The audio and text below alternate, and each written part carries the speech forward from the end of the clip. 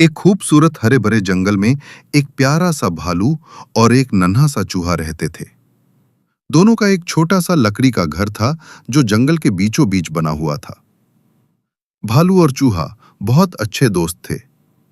इनकी दोस्ती पक्की वाली थी, ऐसी जो कभी न टूटे। हर दिन दोनों दोस्त मिलकर खेलते, हंसते और जंगल में घूमते रहते। कभी पेड़ों के नीचे बैठकर बातें करते, कभी तितलियों के पीछे दौड़ते। एक दिन जब वे दोनों खेल रहे थे, अचानक भालू दौड़ते हुए गिर गया और उसके पैर में चोट लग गई। भालू की आंखों में आंसू आ गए। चूहा तुरंत दौड़कर भालू के पास आया।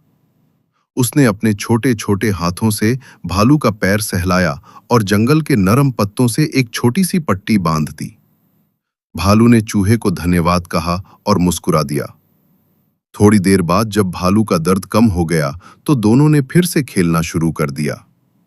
वे खूब हंसे, दौड़े और एक दूसरे के साथ खुशी खुशी रहने लगे।